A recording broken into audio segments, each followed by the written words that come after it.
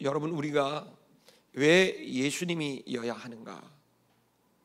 왜 우리가 예수님을 믿고 또 예수님을 전해야 하는가? 우리가 교회를 나오지만 이 신앙의 본질적인 질문에 대한 답이 저와 여러분에게 분명히 서게 되기를 주의 이름으로 축복합니다. 왜 예수님이어야 됩니까?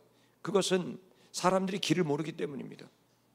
어떻게 살아가야 될지, 남은 인생을 무엇하며 살아야 될지, 직업은 선택할 수 있어도 우리가 어디를 향해 가고 있는지, 우리의 길은 어떠한지, 우리는 어떻게 살아가야 되는지, 여러분, 이 부분에 대해 사람들은 이 길을 찾아 헤맵니다. 수많은 젊은이들이, 또 우리 아비와 어미들이 내가 이 길을 어떻게 찾을까, 인생의 길을 찾지 못해서 방황합니다. 그러나 여러분, 예수 그리스도를 만나게 되는 사람들마다 어떻게 살아가야 될지 알게 됩니다. 그리고 어디를 향해 가는지도 알게 됩니다. 그 길을 알고 가는 거예요. 많은 사람들은 그냥 길을 열심히, 인생이라는 건 길을 알지 못해도 그 길을 찾아가는 것이다, 진리를 알아가는 것이다 라고 얘기하는, 그건 그 사람들 얘기예요. 하나님의 말씀, 하나님께서는 우리들에게 길을 보여주시고 이것이 길이다, 네가 살아가야 될, 모든 사람들이 살아가야 될 길이라고 얘기해 주셨습니다. 그게 예수입니다. 예수님 직접 본인이 내가 길이다 라고 얘기하셨어요. 지금도 많은 성도들이 교회를 나오지만 길을 찾지 못합니다. 어떻게 살아가야 될지 모른다고 얘기하는 사람들이 있어요. 정말 이것은 코미디와 다를 바가 없는 거죠. 예수가 바로 길인데 예수처럼 사는 것이고, 예수가 갔던 그 정신, 인생의 목표, 목적, 그 길을 우리가 따라가고 있는 것인데, 교회를 나오지만 여전히 나는 어떻게 살아가야 될지 모르겠다고 생각합니다. 길을 찾지 못하는 거죠. 이유는 뭡니까? 바로 그들이 모든 것의 기준을 자기로 보기 때문입니다. 내가 보기에 좋은 길, 내가 생각에 근사한 길, 내가 보기에 실패가 없는 길을 생각하니 그 길을 찾아가니 진짜 길이 무엇인지, 내가 꼭 가야 될 길이 무엇인지를 찾기보단 내가 원하는 것, 내 욕심과 내 불안을 채울 수 있는, 그 두려움과 욕망을 채울 수 있는 그 길을 찾아 나서니 길을 찾을 리가 없는 것이죠. 여러분, 왜 예수해야 됩니까? 바로 그 길에 대한 그 원리, 그 진리가 바로 예수님이기 때문입니다. 사람들은 어떻게 살아가야 될지에 대한 그 원리와 방법에 대해서 찾는데, 그게 바로 진리인데요, 그 진리가 예수이기 때문에 예수를 만나는 사람들마다 살아가야 되는 담대함을 갖고 당당하게 살아가게 되는 거죠. 아름다운 성도 여러분, 예수여야 합니다. 예수를 만났을 때 길을 알게 되고 그 길이 바로 진리라는 걸 알게 됩니다. 왜 예수여야 됩니까? 생명력을 잃어버렸기 때문이에요. 돈이 조금만 없어 보세요. 다 잃어버린 것처럼, 죽어가는 것처럼 명예를 잃어보세요. 사람들에게 한번 비난을 받아보세요. 여러분, 그 사람들이 살아가는 삶에 있어서 그 생명력을 잃어버립니다. 여러분, 우리의 인생은 계속 모든 것이 채워지지만은 않습니다. 그러나 그 속에서 우리가 계속 살아가는 건 순간순간 돈이 생기고 명예가 생기고 인기가 생기고 힘이 생기면, 그러면 생명력이 넘치게 되지만 곧 이내 더 큰 힘, 더 큰 돈, 그리고 생각지 못했던 일들이 벌어지게 되면 그 기쁨은 순간 두려움이 되고 절망이 됩니다. 여러분, 인생은 그렇게 살라고 주님이 지으신 것이 아닙니다. 모든 사람들이 참된 생명을 갖고, 그들이 있어도 그들이 없어도 소유해도 잃어버려도 상관없이 그들이 생명력 있게 살아갈 수 있게 만드는, 여러분, 그 생명을 우리에게 주신 것, 그것이 바로 주님이 뜻하신 것인데, 많은 사람들이 그 예수 그리스도를 통해 그것을 얻지 못하고 계속해서 생명력 없이 죽을 것 같아, 난 살 수가 없다, 난 더 이상 숨을 쉴 수가 없다 등등 힘겨워하고 있습니다. 아름다운 교회 성도 여러분, 우리가 이 요한복음을 이제 시작을 하면서 여기에서 우리는 예수 그리스도에 집중할 거예요. 예수에 대한 이야기를 전하려고 이 자리에 선 게 아닙니다. 저는 여러분이 예수를 영접하게 되길 바랍니다. 그리고 예수님을 만나게 되기를 바랍니다. 생생하게 그분의 숨결이 느껴지게 되기를 바랍니다. 그리고 그분으로 인해서 여러분이 살아갈 길을 발견하고, 여러분 그 진리를 발견하고, 그 생명력을 갖고 여러분이 어떤 상황에서도 여러분의 내면을 볼 때 죄책감과 자신의 한계와 모순적인 나의 모습에 좌절하여도 예수 때문에 그 생명력을 잃지 아니하고 그 평온과 기쁨을 유지하는, 여러분을 둘러싸고 있는 수많은 상황들이 여러분을 기죽게 만들고 낙심하게 만들어도 여러분 그때뿐이고 다시 예수를 붙들었을 때 그 생명력으로 그 상황들을 이겨내버리는, 폭풍이 와도 폭풍을 전혀 두려워하지 않는 믿음의 담대함이 하나님 아들에게 있는 정서입니다. 여러분, 이러한 일이 예수 그리스도를 통하여 일어나게 되는데 이 수많은 사람들이 그 예수 그리스도를 통하여 이 일을 경험하고 있어요. 여러분, 이 일에 있어서 전 아름다우게 모든 성도들이 예수 그리스도로 인해서 이 일이 직접 여러분에게 일어나게 되기를 선포합니다. 그 일이 나중에 일어날 것이 아니라 지금 이 순간, 이 주일에, 이 예배 시간에 지금 여기서 여러분이 그 일이 일어나게 되기를 주의 이름으로 선포합니다. 우리는 이 예수 그리스도 이 분으로 인해서 이제 이러한 혜택들이 주어지게 됐고 이 일들을 증언한 사람들이 나오게 되는데, 한국교회는 또 우리 적지 않은 성도들은 여전히 현실의 문제들, 자신의 내면의 문제들 속에 생명력을 잃어버리게 되고, 그리고 그들이 살아가게 되는 이 확고한 진리, 그리고 확고한 길에 대한, 인생의 길에 대한 확신이 없이 그저 세상 사람과 똑같이 다를 바 없이 살아가고 있어요. 저는 이 요한복음을 통해서 이 복음이 닿기 전에 저와 여러분에게 예수로 인한 이 놀라운 변화가 물이 변화의 포도주가 되듯이, 손발을 닦는 더러운 물이 변화의 최상품의 포도주가 되듯이 저와 여러분의 본질적인 변화가 있게 되기를 기대합니다. 자, 이 일이 어떻게 일어났을까요? 이 일에 대한 내용을 요한복음이 설명하고 있는 거예요. 자, 이 내용을 우리가 이제 보십시다. 보는데요, 여기서 굉장히 중요한 것은 바로 그 일을 예수가 하셨는데 그 예수가 누구인가에 대한 내용을 이제 요한복음이 적고 있습니다. 이 적고 있는데 여기서 이 예수를 뭐라고 설명하고 있느냐면, 본문을 한번 좀 14절을 보시면 바로 말씀이 육신이 되었다는 것입니다. 원래 이분은 이제 요한복음을 통해 증거하고 있는 것은 이분은 원래 태초에 하나님과 계셨고, 그리고 하나님이셨고, 모든 만물이 그로 말미암아 되어지게 됐고, 그 안에는, 그 창조주 안에는 생명이 있었고, 그 생명은 사람들의 빛이었고, 그리고 사람들은 그분을 통해 빛을 봐서 본인이 깨달음을 얻게 되고, 그 길을 보게 되고, 그 진리를 깨닫게 되고, 그 일로 인해서 그들의 생명 역사가 시작됐다는 거죠. 자, 하나님의 자녀가 되는 권세가 주어졌다는 거죠. 자, 하나님의 자녀가 되는 이 권세를 통해서 그들은 이제는 전혀 새로운 생명을 살아가게 된다는 거예요. 지금까지는 육으로 태어나서 누구의 아들로, 누구의 딸로 자라왔고, 그 육신이 중심이 되어서 그 육신이 자기가 되어서 살아왔지만, 이제는 그 예수 그리스도, 그분을 영접하고 그분을 붙들게 됐을 때, 그 하나님의 아들의 생명을 받게 됐을 때, 이제 이들은 육의 생명이 아닌 하나님의 생명을 받게 됐다는 겁니다.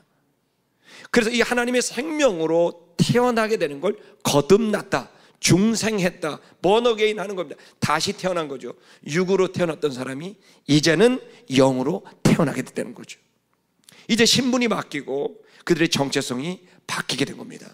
육의 아들에서 영의 아들로, 사람의 아들에서 하나님의 아들로 바뀌어지게 된 것이죠.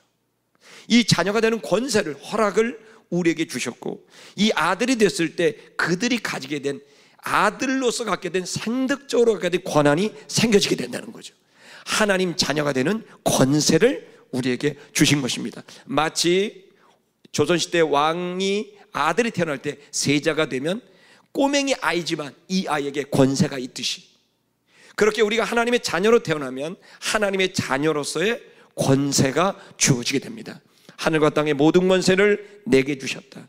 그리고 내가 세상 끝날까지 너와 항상 함께 할 것이라고 하신 예수님의 유언처럼, 저와 여러분에게 하늘과 땅의 모든 권세를 주신 주님이 여러분 함께 하십니다. 여러분 안에 거하신다면 그분의 권세가 여러분의 권세요, 저의 권세가 되는 것이죠. 왜냐하면 그분과 우리가 임마누엘, 떨어지지 않고 항상 함께 하기 때문입니다. 주님이 여러분 안에 계신 거 맞나요? 그렇다면 여러분, 그 주님의 권세가 여러분의 것이 되는 걸 믿으시기 바랍니다.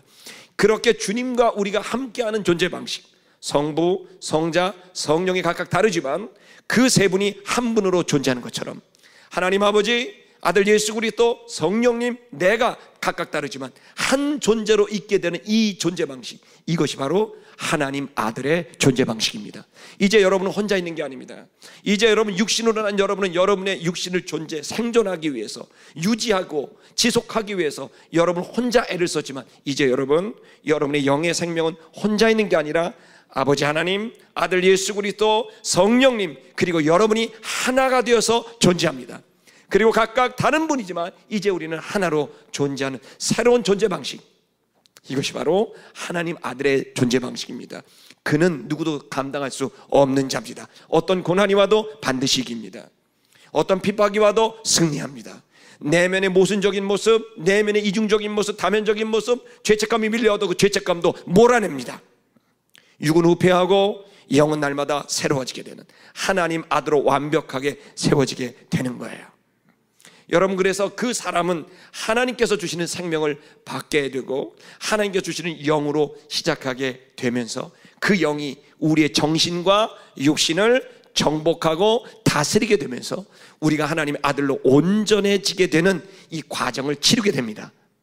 그 시작이 여러분에게 일어났습니다. 저에게 일어났습니다. 이제 여러분 안에 예수가 있다면 생명이 있는 것이고, 생명이 있다면 영이 있습니다. 그 영은 우리의 아버지가 영이시기 때문에, 하나님은 영이시기 때문에 그의 자녀들도 영이어야 합니다. 하나님 아버지가 영이셔서 그 영을 우리에게 주셔서 우리가 하나님의 자녀가 되는 것은 육으로 된 게 아니라 영으로 난 것입니다. 그 영이 여러분 안에 있습니다. 그 영의 생명이 여러분 안에 있습니다. 그러므로 여러분들은 겉모습 육은 죄인이나 여러분의 영은 의인입니다. 여러분의 육의 모습은 부족하지만 여러분의 영은 완전합니다. 그 완전한 영은 누구도 깨트릴 수 없고 누구도 손상시킬 수 없는 그 단단한 영은 계속해서 여러분의 정신과 육신을 지배하게 될 거예요. 그리고 여러분, 그것을 통해 여러분의 육신과 여러분의 정신이 그 영으로, 그 말씀으로, 그분의 생명으로 가득하게 됐을 때 여러분 알게 돼요. 내가 가야 될 길이 뭔지, 내가 가지 말아야 될 길과 내가 가야 될 길이 뭔지가 분별되게 돼요. 이것이 진리인지 아니면 헛된 말인지 헛된 것인지 분별하게 돼요. 지치고 낙심하고 좌절만 가지 않고 그것을 진리를 알고 그 길을 안 사람들은 생명력 있게 살아가게 되는 거예요. 아름다운 게 성도 여러분, 이 시간에 이 예수를 반드시 만나야 됩니다. 이 예수, 이분 때문에 김지욱이 가서 순교한 겁니다. 이 예수 때문에 수많은 선교사들이 오지로 간 겁니다. 이 예수 때문에, 이 생명 때문에 예수가 우리에게 오신 겁니다. 아름다운 게 성도 여러분, 이 예수의 이름을 부르는 자는 구원을 얻고 그 예수의 능력이 저와 여러분에게 있다는 사실을 믿는다면 여러분, 이것을 입으로 선포하시길 주의 이름으로 축복합니다. 고백하시기를 축복합니다. 마음으로 믿어 의에 이르고 입으로 시인하여 구원에 이르게 됩니다. 여러분, 여러분의 입술이 이 고백과 선포가 왜 중요합니까? 우린 하나님의 자녀들입니다. 하나님은 어떻게 세상을 창조하고 어떻게 역사를 일으키십니까? 말씀으로 세상을 창조하시고 말씀으로 역사를 일으키십니다. 그러므로 그의 자녀된 우리들이 어떻게 됩니까? 우리의 입술로, 우리의 말로 우리의 존재를 완성시키고 그리고 우리의 주변의 사건들을 완성시키는 거예요. 아름다운 게 성도 여러분, 여러분의 입술이 여러분 주님께서 쓰시는 도가 되는 걸 믿으시길 축복합니다. 여러분의 팔다리가 그 마치 배의 키와 같이, 자동차의 운전대와 같이 그 입술이 무엇을 말하고 무엇을 선포하느냐에 따라 그의 모든 인생이 바뀌어지게 되고 변화되게 되듯이 여러분과 제가 믿는 것을 말하게 되길 축복합니다. 그 믿는 것을 말하는 열매를 여러분의 인격에, 여러분의 삶에, 여러분의 사역지에 여러분 열매로 거둬들이게 되는 걸 주의 이름으로 축복합니다. 여러분, 그래서 오늘 이 시간 우리 이 예수를 정확하게 알고 그 예수를 통해 우리 얻게 된 놀라운 은혜들을 우리가 한번 확인하면서 그리고 다시 한번 믿음을 갖고 여러분, 이 험난한 세상의 항해 바다를 우리가 가게 돼서 결국 목적지에 이르게 되는 그 승리가 있게 될 것을 기대합니다. 자, 어떻게 했을까요? 어떻게 온 인류에게 이 길과 진리와 생명의 삶, 하나님의 아들이 되게끔 만들었을까요? 그것은 바로 말씀이 육신이 된 것입니다. 이 말은 무엇입니까? 새로운 존재를 말합니다. 그것은 지금까지는 육신으로만 살았어요. 인류의 모든 사람들은 육신으로만 삽니다. 그 육은 간단합니다. 육은 철저히 자기중심으로 갑니다. 이기적입니다. 육신이 생각하고 있는 것은 오로지 한 가지입니다. 생존. 육은 계속 말합니다. 이 생존을 위해서, 그리고 유지하기 위해서, 지속하기 위해서, 생존의 지속, 이것이 육이 하는 모든 것입니다. 그래서 육은 계속해서 생존을 위해 먹어야 합니다. 그래서 계속 먹으려고 먹을 걸 찾아요. 먹을 것이 찾을 수 있도록, 확보할 수 있도록 하는 재정이 있으면 안심하는데, 먹을 것을 확보할 돈이 없으면 불안하기 시작합니다.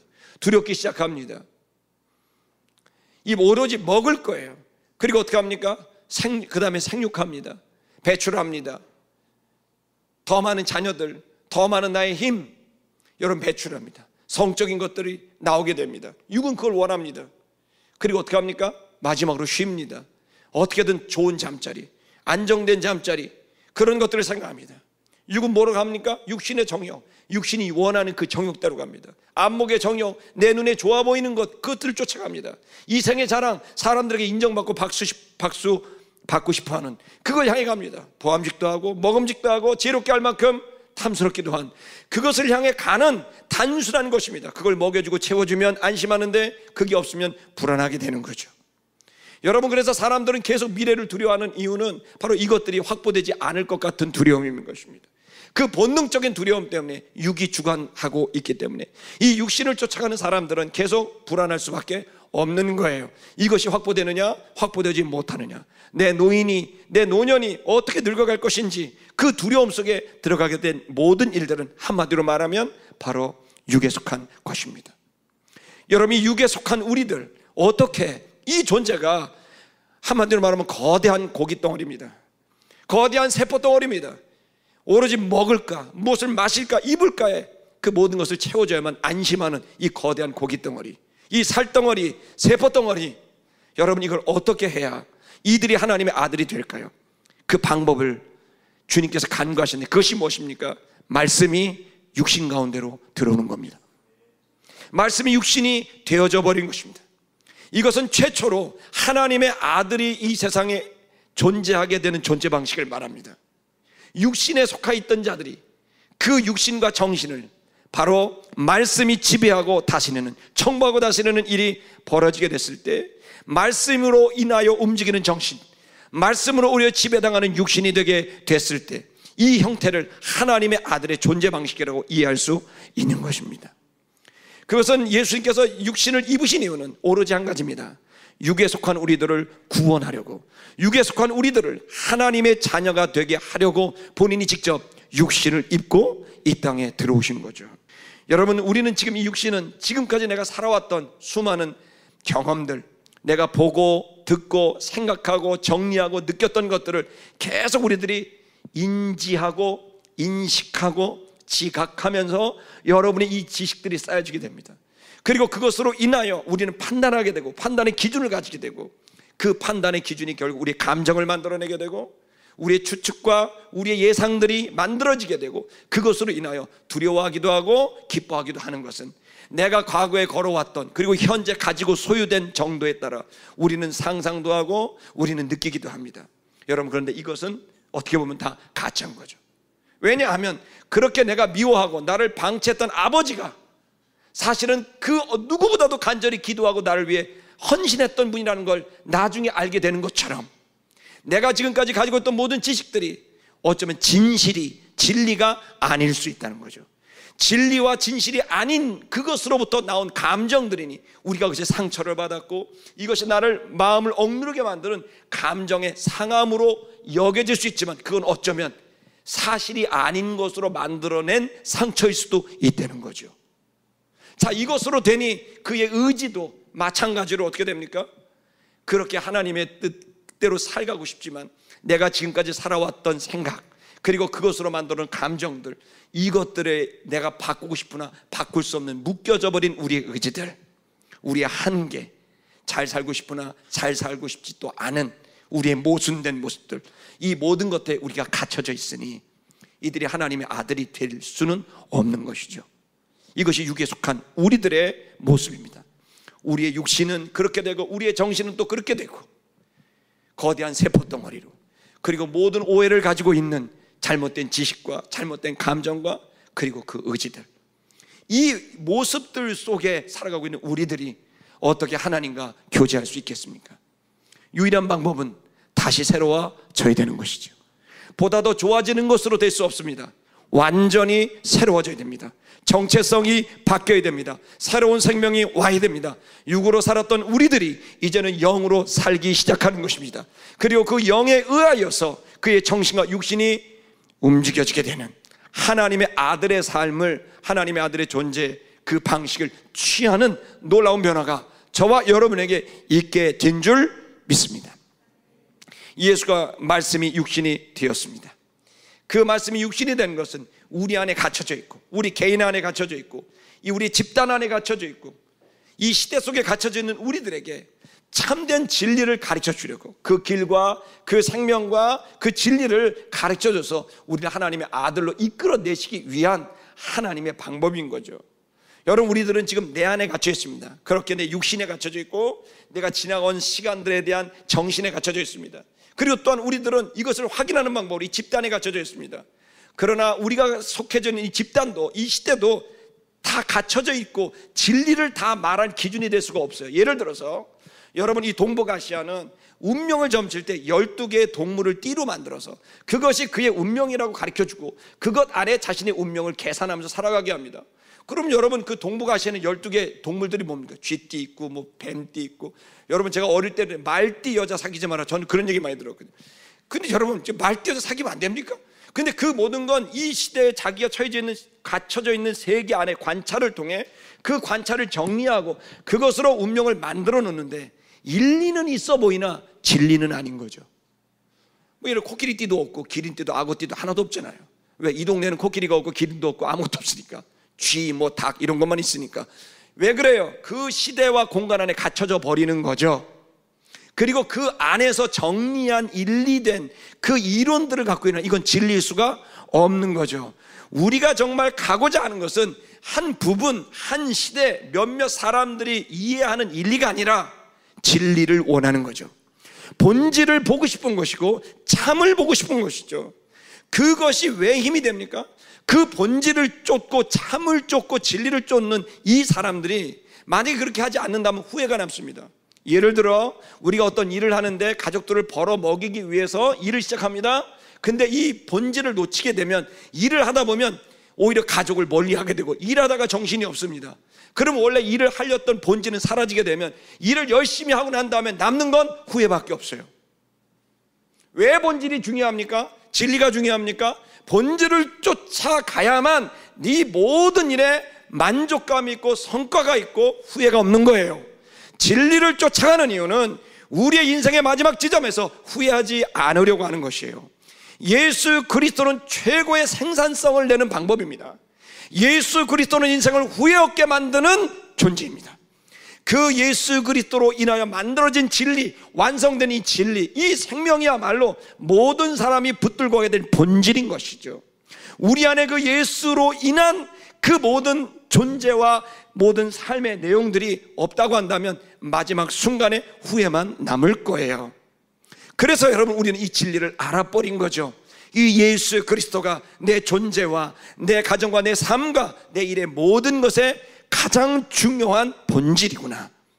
여러분, 이 내용을 지금부터 우리가 요한복음을 통해 보면서 이 예수의 가치, 예수의 가치, 최고의 가치를 선이라 그러지 않습니까? 궁극의 가치를 선이라 그럽니다.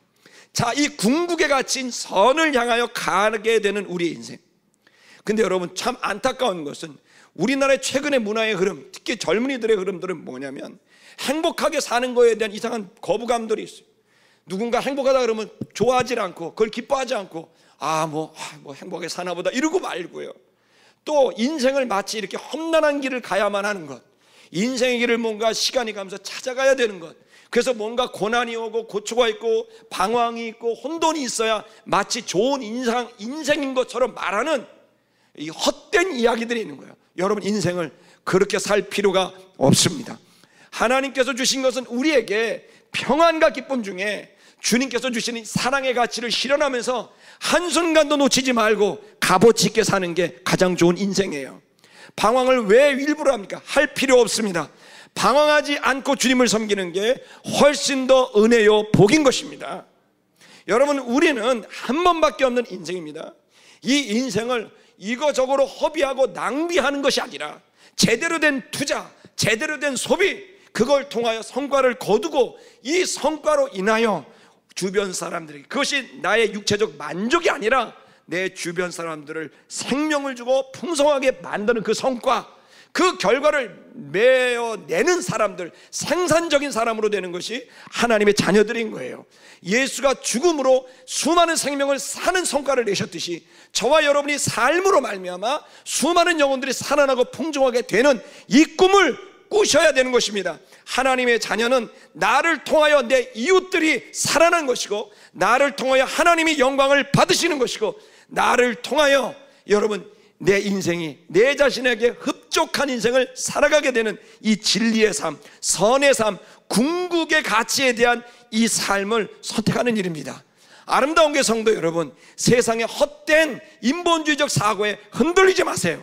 여러분은 지금부터 누구를 살릴 수도 있고, 여러분 지금부터 누군가를 풍족하게 할 수도 있는 하나님의 자녀입니다. 이것을 믿으시고 하나님께서 주시는 말씀을 깨달았을 때 그 말씀을 여러분의 입술로 선포하고 가르치시고, 그리고 여러분의 손발로 그 일을 실현하게 되게 됐을 때 그 말씀이 여러분의 육신이 되고 여러분의 삶이 되고 그것은 사역이 되고 역사가 되는 것이죠. 아름다운 성도 여러분, 말씀이 육신이 되어지는 이 형태는 하나님의 아들이, 즉 예수 그리스도, 그 우리의 첫 번째, 바로 그 아들이, 독생자가 가지고 있던 존재 방식입니다. 아름다운 성도 여러분, 이것은 그대로 우리들에게도 적용이 됩니다. 우리의 첫 번째 아들, 독생자의 모습이 말씀이 육신이 된 형태입니다. 그렇다면 우리 둘째, 셋째 된 우리들이 어떻게 될까요? 저와 여러분은 두 번째, 세 번째 예수인 줄 믿습니다. 우리도 똑같습니다. 아름다운 성도 여러분, 성도의 존재 방식은 육을 가지나 그 안에 말씀이 되어야 되는 거죠. 말씀이 지배하는 육신, 말씀이 지배하는 정신, 이것이 바로 하나님의 자녀의 존재 모습입니다. 그걸 통하여 예수는 온 인류를 구하는 문을 여셨듯이, 그걸 통하여 저와 여러분들도 내 주변 사람들과 저 바다 너머에 있는 수많은 영혼들, 그 영혼들을 구원하는 일을 하게 될 거예요. 예수는 우리의 모델이시고 우리가 가야 될 길이시고 우리가 가야 될 방법이고, 그것은 진리입니다. 여러분, 아름다운 게 성도 여러분, 이 예수, 그분의 존재 방식을 통해 여러분이 존재가 되게 되기를 축복하고, 그걸 통해 예수가 승리한 것처럼 저와 여러분에게도 그 승리가 임하게 될 것을 선포합니다. 자, 보십시다. 자, 그가 우리 가운데 거하셨다. 여기 거하셨다는 것은 텐트를 치셨다는 것입니다. 스캐노는 이 텐트를 쳐서 거주했다는 거예요. 왜 거주하셨을까요? 왜 텐트를 치고 우리와 장기적인 동거 여러분, 장기적인, 잠깐 예수는 소풍 왔다 가신 분이 아니에요. 여행 왔다 가신 분이 아니에요. 스캐노, 텐트를 치고 같이 주고 같이 동거하셨다는 거예요. 예수가 왜 우리 가운데 오셔서 우리 가운데 거하셨습니까? 그 장기적 거주의 이유는 육에 속한 우리들을 구원하려고, 육에 속한 우리들을 다시 거듭나게 하려고, 하나님의 은혜의 보좌 앞으로 나아갈 수 있는 길을 여시려고 예수가 오신 겁니다. 자, 여러분, 그렇다면 오늘 저와 여러분에게도 예수가 어디 계십니까? 여러분 안에 예수가 있습니다. 예수가 내 안에 있다는 이야기가 무엇입니까? 그 예수가 있다는 얘기는 뭘까요? 이 본문의 말씀에 근거하면 말씀이 내 안에 있는 거죠. 여러분을 살아가게 하는 철학, 여러분을 살아가게 하는 신념, 그게 무엇입니까? 세상의 어떤 물질주의, 성공주의, 인본주의입니까? 여러분, 그런 생각으로 여러분 교회 나온다면 여러분 죄송한데, 여러분 하나님의 아들의 존재 방식으로 살아가지 않은 것이고, 당연히 예수 그리스도의 열매, 성령의 열매 맺을 수 없습니다. 똑똑해 보일 수도 있습니다. 사상이 능해 보일 수도 있습니다. 문화적으로 영향력이 있을 수도 있습니다. 경제적으로, 정치적으로 대단해 보일 수도 있습니다. 그런데 하나님 아들의 권세는 아닙니다. 하나님 아들은 말씀에 의하여 말하고, 말씀에 의해서 생각하고, 말씀에 의해서 살아가는 자입니다. 말씀이 육신이 되는 자가 하나님의 아들이죠. 자, 그 예수가 잠시 왔다 가신 게 아니라 우리 안에 거하십니다. 예수께서 마지막에 십자가에 달리기 전에 제자들에게 이런 말씀하셨습니다. 너희가 내 안에 있다. 내가 죽을 때 너희를 갖고 죽을 거다. 온 인류를 품에 품고 예수가 죽을 때 그들과 함께 온 인류가 죽은 거죠. 그런데 나도 너희 안에 있다고 말씀하지 않고 뭐라고 말씀하셨어요? 내 말이 너희 안에 있다. 여러분, 예수 그리스도를 우리가 받게 되는 것은 매우 간단합니다. 그분의 말씀이 내 안에 있을 때 그 말씀이 곧 그분이신 거죠. 말씀이 내 안에 오신 거죠. 그 말씀이 오신 건 곧 주가 오신 거죠. 그리고 그 말씀이 내 안에 들어와 내 정신과 육신을 다스리게 됐을 때, 말씀이 육신이 되면 드디어 하나님 아들의 역사는 시작되는 거예요. 전혀 새로워져요. 세상이 가르쳐준 내가 생각해낸 그것으로 정신과 육신이 가는 게 아니라 예수, 그분이 말씀이 내 생각과 내 감정과 내 의지와 내 삶 전체를 결정하는, 여러분, 이렇게 시작되는 하나님 아들의 역사가 이제 시작되었고, 여러분, 그 역사는 여기까지 왔고 저에게로, 여러분에게로, 이제 이 세대 가운데로, 다음 세대 가운데로, 저 아이들에게로 가야 될 때가 됐습니다. 자, 그 아들의 모습을 봤습니다. 자, 그런데요, 이러한 그 예수, 이 모습은 우리에게 희망을 줍니다. 예수의 승리가 우리의 승리라는 희망과 소망을 줍니다. 할렐루야. 자, 그 아들의 모습을 더 정확하게 설명하고 있습니다. 우리가 보았다, 그의 영광을 보았다. 그 영광이란 말은 독사라는 헬라 말은, 그 말은 의견이란 말, 의미라는 말, 뜻이라는 말입니다.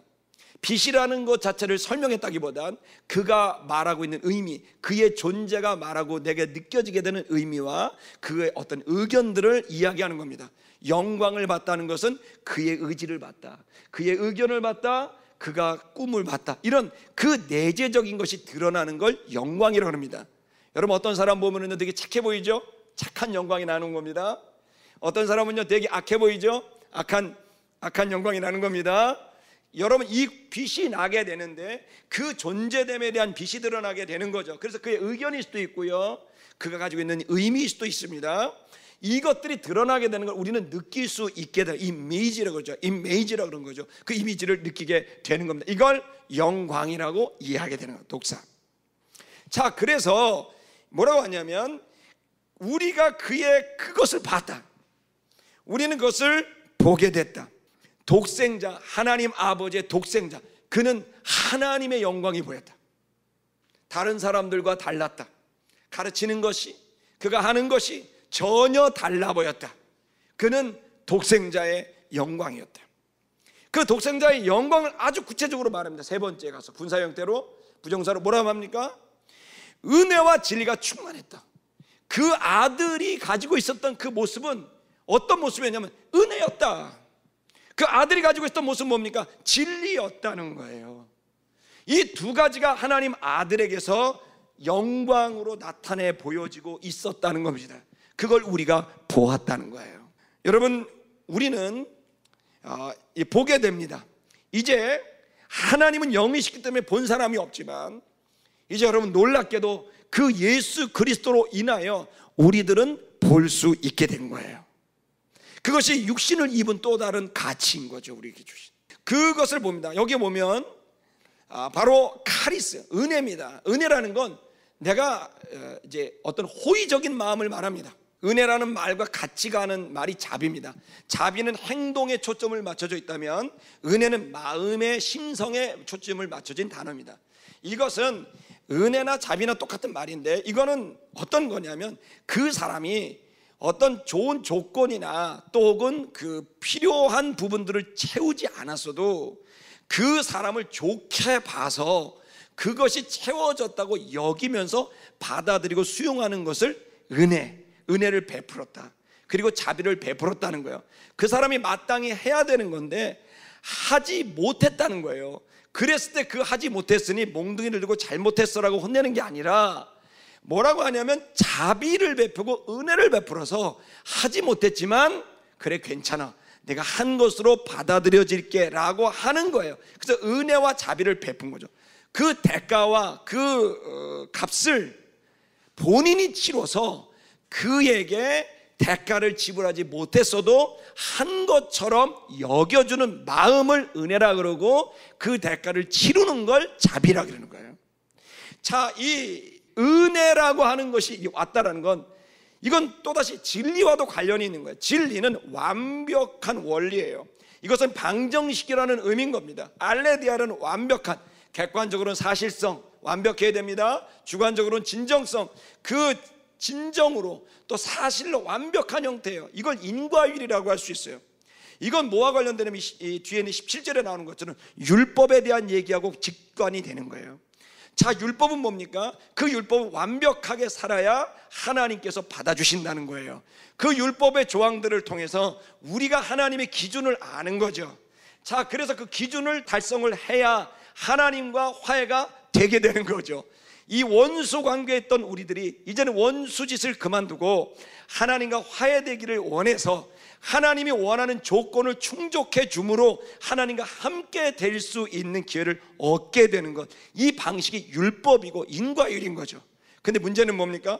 그 하나님이 요구하시는 기준, 하나님 요구하시는 그 수준을 달성해야 되는데 달성하지 못하는 모순과 한계가 우리 속에 있는 거죠. 그래서 이 율법은 결국 우리에게 뭐를 주냐면 우리가 이 율법을 달성할 수 없고 하나님의 기준을 채울 수 없는 죄인일 뿐이고 연약하고 부족한 존재라는 걸 깨닫게 하는 것이 우리들에게 지금 오고 있는 가치인 거예요.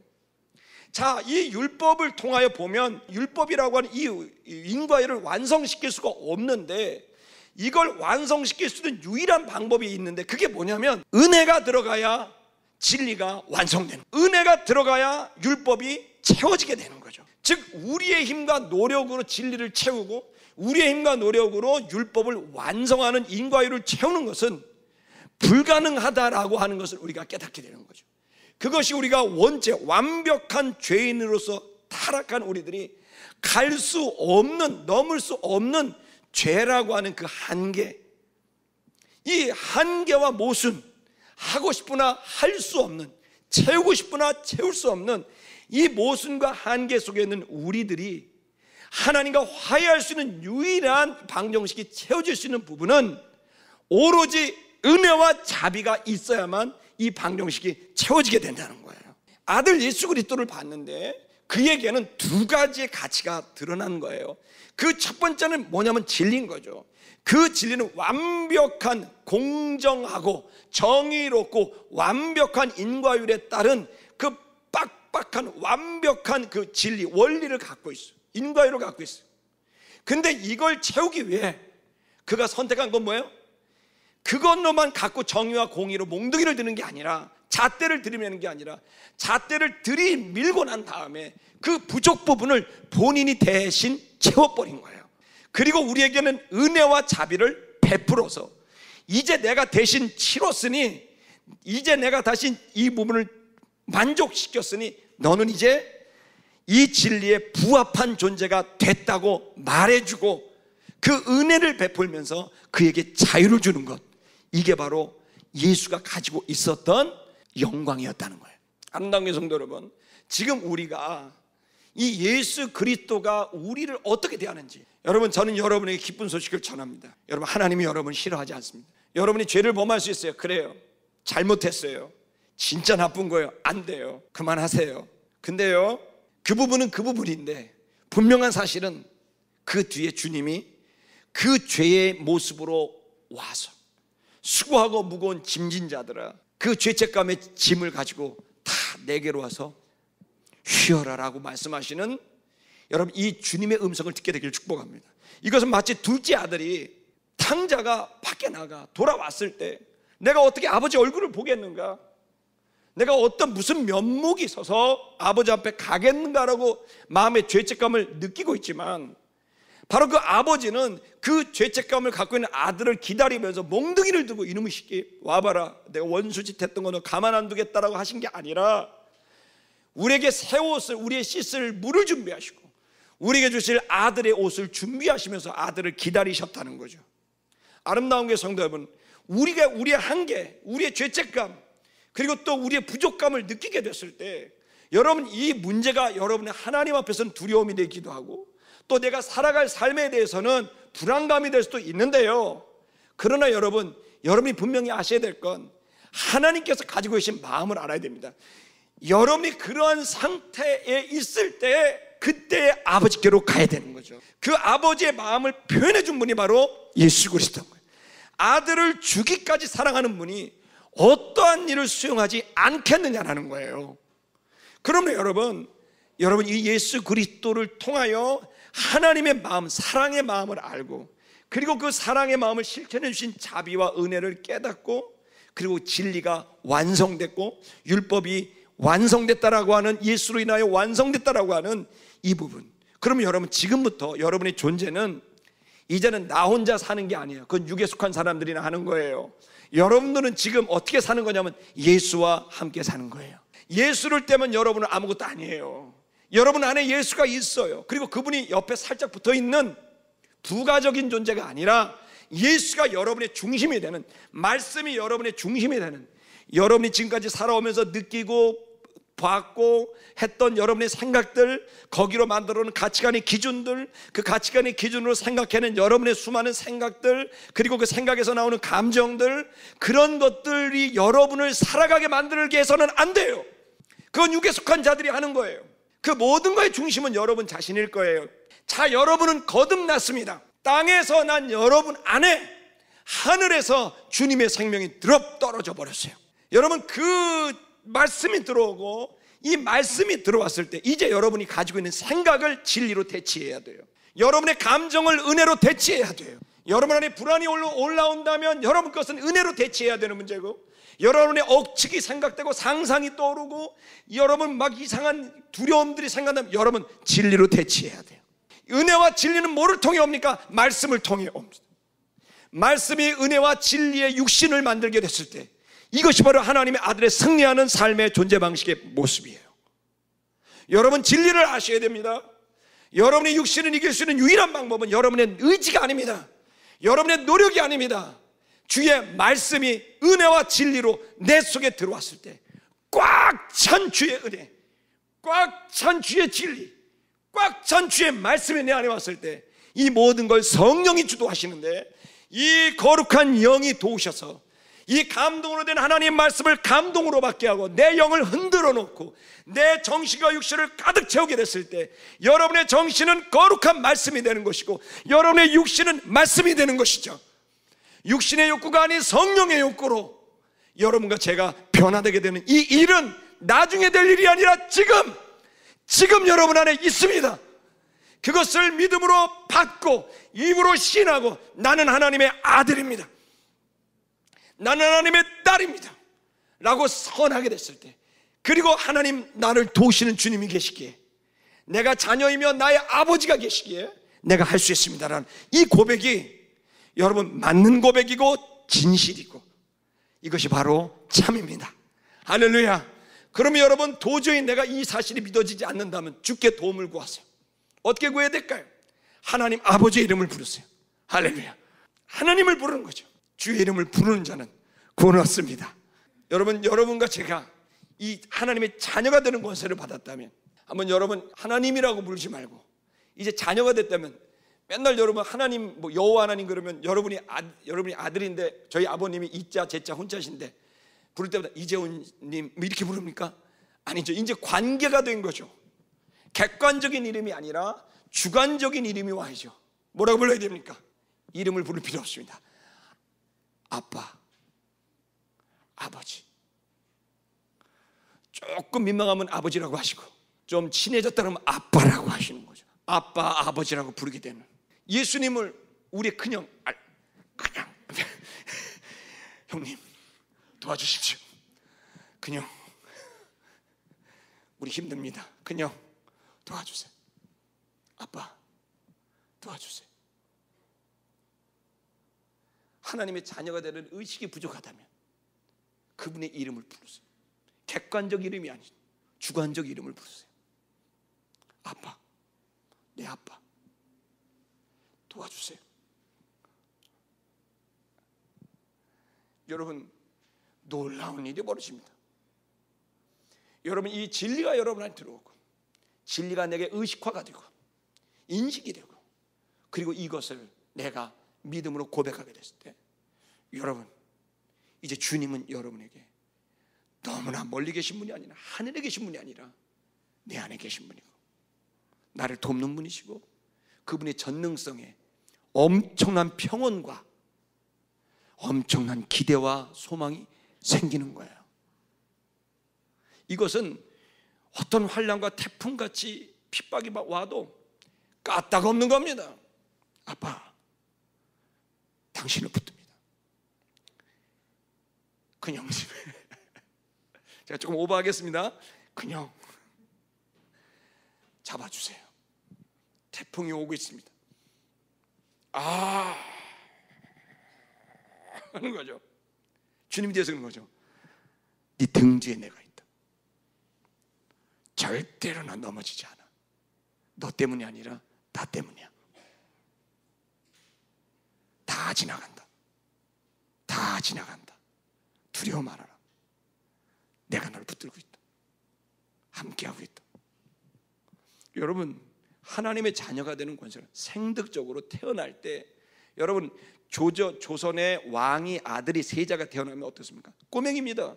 갓난애기입니다. 근데 아무도 못 건드려요. 이유는 왕의 아들이기 때문이에요. 권세를 받은 거예요. 자, 여러분 하나님의 자녀입니다. 여러분 태어날 때부터 권세가 있는 거예요. 그 존재가 가지고 있는 권세, 잘하냐 못하냐 이런 게 아니라 권세가 있어요. 하나님의 자녀가 되는 권세를 주셨어요. 그 권세가 있게 무너질 수 없어요. 할렐루야. 여러분, 이 은혜가 우리 속에 있습니다. 이 은혜와 진리가 있어서 은혜로서만 채워지는 이 진리, 곧 그래서 진리는 곧 은혜가 되는, 은혜는 곧 진리가 되는 이 은혜와 진리가 가득한 말씀, 그 복음, 이것이 그 안에 가득했다는 거죠. 그걸 우리들이 보게 됐다는 겁니다.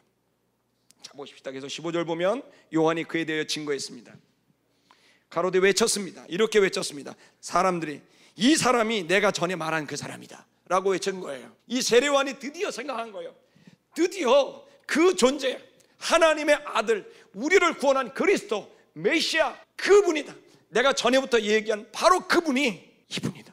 이렇게 증거했다는 거예요. 그분은 어떤 분입니까? 내 뒤에 오시는 분, 나보다 늦게 태어난 분이다. 그러나 나보다 앞선 존재다. 재밌지 않습니까, 여러분? 이분은 나보다 늦게 태어났다. 그럼 내 동생이죠? 사촌 동생입니다. 근데 뭐라고 하냐면 이분은 나보다 늦게 태어났는데 나보다 앞선 자다. 도무지 알아들을 수 없는 얘기를 세례요한이 외쳤던 거예요. 왜냐하면 그는 나보다 먼저 존재한 분이기 때문에. 그러니 여러분, 지금 세례요한이 어떻게 보고 있는지를 봐야 돼요. 육신으로 보면 사촌 동생이에요. 영으로 보면 하나님이에요. 자, 여러분, 세례요한이 갖고 있는 시선을 여러분 염두에 두셔야 됩니다. 그는 철저히 육신을 가진 인간의 아들이신 게 맞습니다. 예수는. 그러나 그는 완벽한 하나님이셨다는 거예요. 이 두 가지가 예수의 모습이에요. 아름다운 성도 여러분, 자, 이제 우리들도 예수를 그렇게 보듯이 나도 그렇게 보셔야 됩니다. 철저히 여러분은 인간입니다. 먹어야 됩니다. 생육하셔야 됩니다. 쉬셔야 됩니다. 자, 그게 없으면 불안할 수밖에 없는 연약한 자들입니다. 그러나 여러분, 또 하나 이것이 여러분이라고 생각하지 마세요. 이제 지금까지는 내가 그럴지 모르지만 이제부터는 나는 그 육이 내가 아니라 하나님 주신 영으로 태어난 그 영이 나다라고 인정하셔야 됩니다. 그 영은 하나님으로부터 온 것입니다. 인간의 아들은 인간이 태어나듯이, 짐승의 아들은 짐승이 태어나듯이, 식물의 아들은 식물이 태어나듯이, 콩을 심으면 콩이 나듯이 하나님의 생명이 심기면 하나님의 아들이 나오는 거예요. 그 생명의 질이 전수가 되는 거예요. 그 DNA가 전수가 되는 거예요. 그 DNA는 은혜와 진리입니다. 공의와 사랑입니다. 그 하나님의 생명의 질이 우리 속에 드롭된 거예요. 그 생명이 있는 거예요. 그에게는 생명이 있었고 그 생명들은 사람들의 빛입니다. 여러분, 이 생명이 우리 속에, 이것은 말씀으로 온 거예요. 아름다운 게 성도 여러분, 여러분이 살아가는 신념이 뭡니까? 여러분의 생각입니까? 선생님이 가르쳐준 가치관입니까? 부모가 말해줬던 성공관입니까? 아니요, 다 하나님 아들의 존재 방식이 아니에요. 하나님의 존재 방식은 말씀이에요. 그 진리예요. 그 은혜예요. 예수 그리스도예요.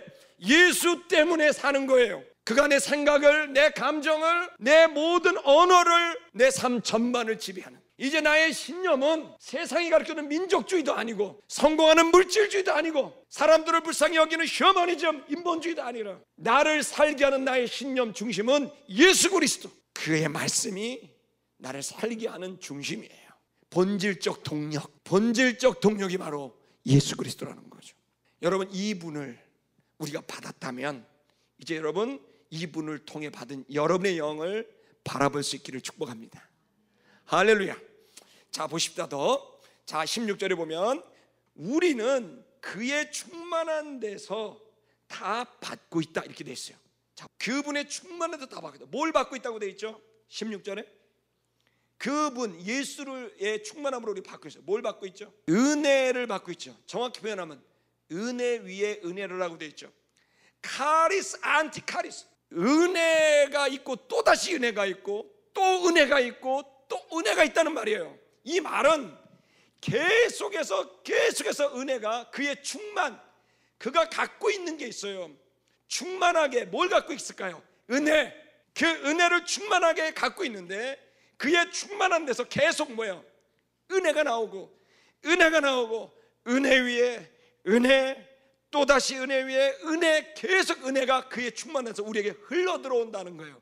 그래야 뭐가 되니까? 진리가 완성되니까. 그분의 은혜가 우리의 부족함, 우리의 죄책감, 우리의 한계, 좌절, 상처, 아픔, 눈물, 답답함, 두려움, 이 모든 것에 은혜 위에 은혜 위에 은혜 위에 또 은혜를, 모든 사람을 퍼주어도 넘칠 만큼의 양, 모든 사람을 다 덮어도 충분할 만한 질의 그 은혜, 질과 양에 있어서 충만한 그 은혜가, 완벽함이 모든 그를 바라보는 사람들에게 부어진다는 거예요. 그 은혜로 우리는 온전해지고 그 은혜로 우리는 완벽하고 그 은혜로 우리는 거룩하게 되는 거예요. 그 은혜가 성결이고 그 은혜가 거룩이고 그 은혜가 우리를 온전하게 주님 앞에 설 수 있게 하는 근거예요. 그 은혜가 계속 부어지고 있어요. 어쩔 때는 이런 기도가 드려요. 주님은 벨도 없습니까? 애지간하면 절 이쯤이면 버리시죠. 많이 참으셨습니다. 이런 기도 안 해보셨습니까? 저는 많이 했습니다. 이 부족한 자를 왜 받으십니까?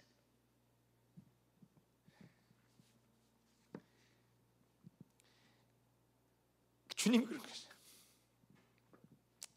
은혜 위에 은혜를 끝도 없이 주는 거예요. 어떻게 그래? 아가페니까, 사랑이니까, 참이시니까. 여러분, 이 은혜가 여러분과 저에게 있어요. 그걸 여러분 부인하지 마세요. 여러분 삶을 좀 집중하셔야 돼요. 끊어낼 걸, 허비되고 낭비되는 걸 끊으세요. 인생이 허비와 낭비되는 그런 가치와 그런 정서와 그런 시간들과 재정들을 끊으세요. 제발. 그것으로 여러분의 스트레스가 풀어지는 거 아니라는 걸 아셔야 돼요. 이유는 예수가 없기 때문이고 말씀이 없기 때문이고 은혜가 없기 때문이고 진리가 없기 때문인 거예요. 끊어내세요. 허비와 낭비되는 시간을 살지 마세요. 투자하세요. 좋은 소비를 하세요. 주님을 위해 내 인생을 투자하고 그분에게 공급받고 그분에게 줘야 돼요. 여러분 인생을 어떻게 내 마음을 채웁니까? 그 어떤 것이 계속 채워줍니까? 나가면 죽을 똥을 싸서 겨우 채워야 통장 잔고 메꾸고, 죽을 똥을 싸고 해야 카드값 겨우 메꾸고. 여러분, 그런데 제가 놀라운 소식을 가르쳐 드릴게요. 주의 이름을 부르고 아빠, 그냥 예수님 부르면 언제든지 넘치는 잔고로, 은혜의 잔고로 계속 부어주시는 은혜와 진리가 충만하게 채워줄 수 있는 그분, 여러분 있어야 주죠. 은혜롭게 살고 싶지 않습니까? 진리로 살고 싶지 않습니까? 사랑하며 살고 싶지 않습니까? 근데 있어야 주죠. 계속 받기만 하는 참된 음료를 먹어야 되는데 콜라 먹고 술 먹고 소주 먹고 안 돼요. 목마름 해결 안 돼요. 건강 점점 나빠져요. 세상의 그 어떤 것들도 여러분의 이 영을 채울 수 없어요. 여러분을 채울 수 있는 유일한 길은 주 예수 그리스도의 은혜요, 그분의 사랑이에요. 사랑을 받아야 사랑을 하지요. 은혜를 받아야 은혜를 베풀지요. 남은 인생을 쪼잔하게 살 겁니까? 남은 인생을 졸이며 살겠습니까? 주며 살아야 됩니다. 베풀며 살아야 됩니다. 마음이 풍성하게 살아야 됩니다. 유일한 길은 받아야 됩니다. 은혜 위에 은혜로라. 그의 충만한 데서 우리가 다 받나니.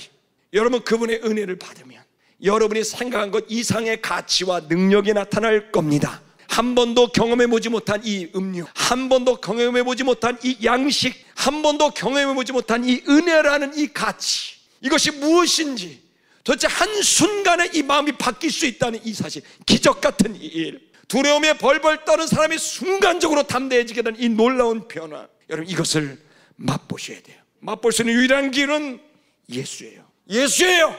예수예요. 그 예수를 만날 수 있는 길은 진리 앞에 말씀으로 내 안에 들어와야 돼요. 그것으로 끝나지 않습니다. 말씀을 받았다면 깨달은 말씀을 이제 여러분 창조를 시작하셔야 돼요. 여러분 자신을 만들고 삶을 만들고 일을 만들어야 돼요. 어떻게 해요? 말씀으로.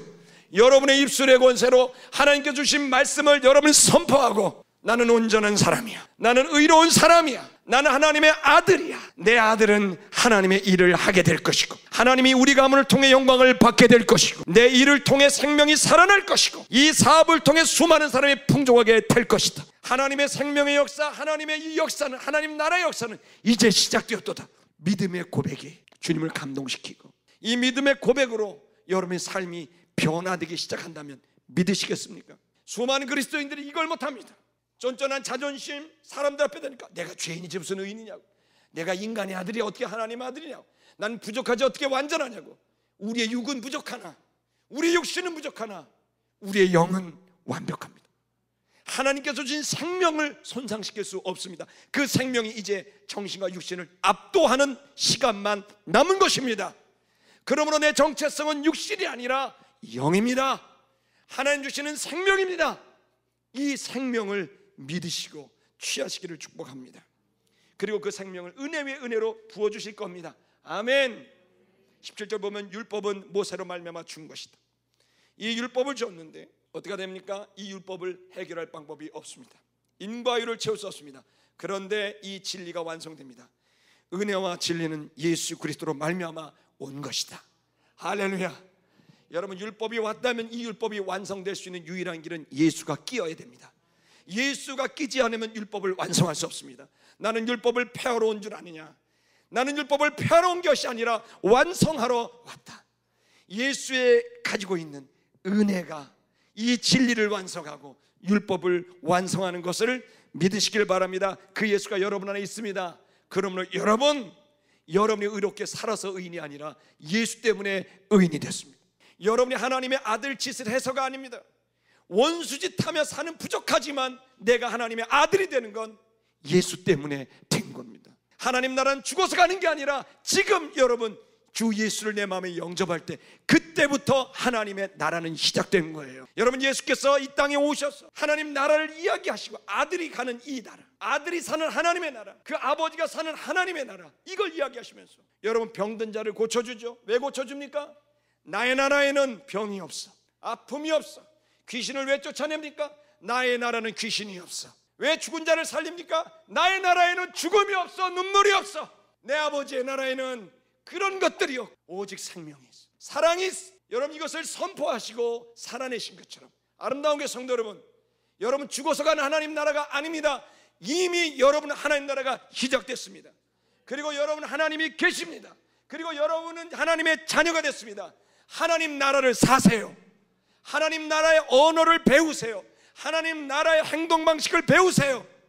그것이 여러분을 모든 건강, 이 모든 질병, 모든 가난, 모든 깨어진 관계 속에서도 여러분 그것을 바꿔내는 하나님 아들의 권세의 삶을 살아갈 수 있게 하는 방법이에요. 하나님이 천지를 말씀으로 만드셨죠. 여러분 여섯째 날 동안 모든 걸 말씀으로 창조했어요. 그러나 유일하게 사람만 말씀으로 창조를 안 했어요. 왜 사람으로 말씀으로 창조 안 하셨을까요? 말씀으로 창조할 날을 기다리셨던 겁니다. 하나님은 단순히 인간을 만들고 싶었던 게 아니라 하나님의 아들을 만들고 싶었던 겁니다. 그리고 그 맨 마지막에 그 시간을 내버려 두고 때가 참에 말씀을 들여보내서 그 말씀을 받는 이들마다 하나님의 아들들이 되게 하시는 창조를 완성하시는 일을 행하신 거예요. 아름다운 교회 성도 여러분, 이제 여러분 안에 말씀이 얼마나 값어치 있는지, 얼마나 중요한지를 깨달으셔야 됩니다. 억지로 읽는 말씀 갖고 아니에요. 이 말씀이 생명이고 이 말씀이 길이고 이 말씀이 진리고 이것이 나를 살게 하는 거예요. 이게 바로 예수거든요. 내가 너에게 이른 말이 영이요 생명이라고 하신 것처럼 내 영이 사는 유일한 길은 말씀밖에 없는 겁니다. 18절에 사람 하나님을 본 사람들이 없다. 그러나 독생하신 하나님이 나타내셨다. 여기 주어가 명확합니다. 하나님이 나타나셨다. 그러니까 마치 하나님 아버지가 나타나셨다고 생각하지만 여기서 말하고 있는 하나님은 주어가 명확히 독생하신 홀로 계신 아들, 아버지 품속에 있는 그 누굽니까? 그 하나님은 예수입니다. 여기서의 하나님은 예수를 말하는 게 명확합니다. 그가 어떻게 하셨다고요? 하나님을 본 사람이 없지만, 만날 수 있는 사람이 없었지만 하나님이 나타내셨느니라. 여기 엑세게오 마이라는 이 헬라어는 보여지지 않는 것을 보여지게 하는 거예요. 내 생각을 표현하는 것이고, 보이지 않는 그 너머의 어떤 것들을 보여지게 하고 나타나 보여지게 하는 형태를 여러분 엑셀고오 마이라고 부릅니다. 이 말을 더 쉽게 말하면 열어놨다는 거예요. 보이지 않는 것을 보이게 열어놨고, 그래서 사람들이 도대체 이해할 수 없었고 불명확했던 그것을 싹 열어서 보여지게 했다는 거예요. 하나님을 본 사람이 없어요. 도대체 하나님이 누군지 몰라요. 영이신 하나님 도대체 모르겠어요. 여러분, 하나님을 모른다고요? 아니요. 사복음서를 읽으세요. 그 안에 하나님이 있습니다. 그 안에 예수가 있습니다. 그 말씀으로 우리는, 그 예수로 인해 우리는 그분이 열어놓으셨어요. 모든 휘장이 위에서 아래로 찢겨져서 모든 막힌 담들이 무너지게 됐고, 이제는 누구나 다 그의 이름을 힘입어 담대히 하나님의 은혜의 보좌 앞에 나갈 수 있는 문이 열려지게 돼서 누구나 그의 이름을 부르면 그를 만날 수 있게 된 겁니다. 예수는 그 은혜와 자비로 자신을 희생하여서 이 길을 열어놓으신 겁니다. 그리고 우리에게 은혜를 베풉니다. 자비를 베풉니다. 내게로 오기만 하면 내가 너를 구원하리라. 내가 죄인을 구원하러 왔다. 내가 잃어버린 자를 찾으러 왔다. 아름다운 교수님들 여러분, 더 이상 길을 찾을 필요 없습니다. 더 이상 진리를 찾을 필요도 없습니다. 인생을 알아갈 진실을 알 필요도 없습니다.